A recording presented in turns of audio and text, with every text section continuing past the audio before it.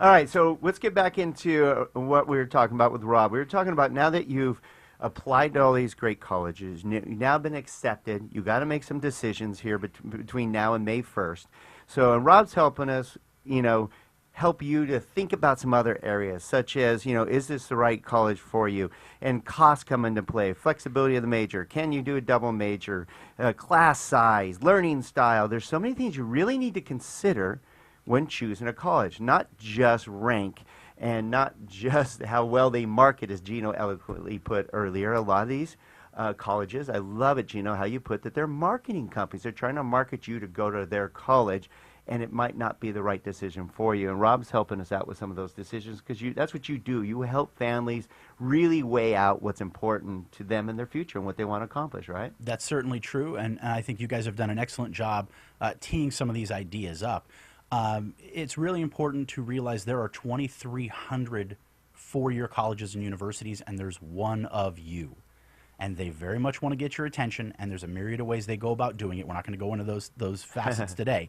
But they're very much trying to get your attention, so you will pay attention to them. You will eventually apply and maybe even say yes to their offer versus everyone else in the country. And those who don't do the marketing well, they do in fact go out of business. There's a college or two every single year that will go out of business because they're not doing it right. And you don't even think about that. I don't even think about colleges going out of business. Well, but I think one of the things we lose sight of is that most of them are private companies. That's true. We lose sight of that, and they have boards and they have executives, and it's a for-profit business. And I think we lose sight of that, and we think they're all community and it's all for good. And no, they're businesses. It's all for education, isn't it? Yeah. While many of them are listed as nonprofit entities, make no mistake, they are racking up hundreds of millions and or billions of dollars into their endowment funds so they can build the next theater, they can build the next science lab, they can build the next football program. So they have leverage to do all these things. They want to grow their marketing arm. That is the purpose behind all of these facets, is how do we get bigger, how do we get better, and how do we compete versus the top organizations in the on country. A relatively tax-exempt basis. That's correct. A beautiful model. Yeah, and a lot of people don't even understand that obviously the sports side of things is part of that marketing. There's a reason Alabama pays what they pay to have one of the best football colleges in the nation to attract more students. That's certainly true. And what we also forget is with about 10 schools in the United States accepted, that leaves about 110 that actually have Division I football. They are loss leaders. These are programs that will run a loss on their football programs because it gets them attention on Saturdays. Yeah, that's interesting. Okay, let's go into a little bit more of these things that they should be thinking of. I love how you have here stuff you don't think about, flexibility to change a major, because that happens. That's very true. Sometimes, my best friend ended up kind of like the Gino method here. He was stuck for about 10 years. No offense, Gino. But I get a lot of gold stars now because of it. You look like a helmet from Ohio State. It is remarkable to see how long he could not get into his major. It was so badly impacted, he could not get into his major. So he ended up sticking with history, which was an interest of his. And it ended up taking him an extra 3 years to graduate just based on he could not get one class here or one class there. That's a public university in a nutshell. Now, they're not all created the same. They're not all equal. But I will tell you, a private college is going to bend over backwards to give you not only accessibility to different majors, major minor, double majors, create your own major, but they're going to get you out in 4 to 4.5 years tops. What a huge thing to take into consideration when you're factoring in the cost is that if you're going to a public university that you think is less expensive, what about the time value of money and the fact that you won't start making money in your career for another 2 or 3 years, and that you'll be there for more years spending more money? So really, you now get to pay for an extra year or two. Yeah, so because I heard the average was 5 to 6 years, right? At a public school, it's about 5.8 years. So when you think about that particular cost, then factor in, I know you guys wanted to talk about the value of community college.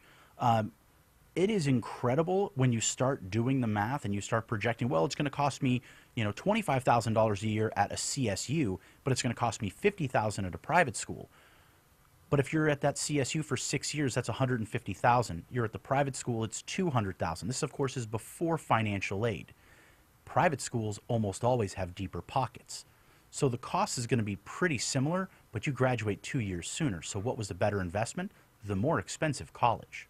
See, I love this. And if you just tune in, we're here with Robert Schwartz with Premier College Guidance, helping guide you and us and a lot of with these great topics. So we don't even think about that type of stuff. This is stuff you make a lot of us aware of because, like you said, if you just look from the outside in, the picture's completely different. Then you bring it up and going, hey, I got a lot of experience with this. I know the colleges. I know the opportunities. You know opportunities at colleges that a lot of these students didn't even know. I mean, you've brought it up many times. I'm going a little off track, but it's important that they understand that maybe not go into one of those top schools or a school you're thinking of. I mean, I know you've helped students get into great schools, great 1A schools that we all know of, and gotten like full rides that they would have not gotten locally if they wanted to. That's certainly true. Not to toot my own horn, but we have had a lot of success, not just with getting kids into those premier schools and generally getting some pretty good financing with it, but the kids who are 3.0, 3.1, 3.2 who are getting into schools that you're like, how did you get in there?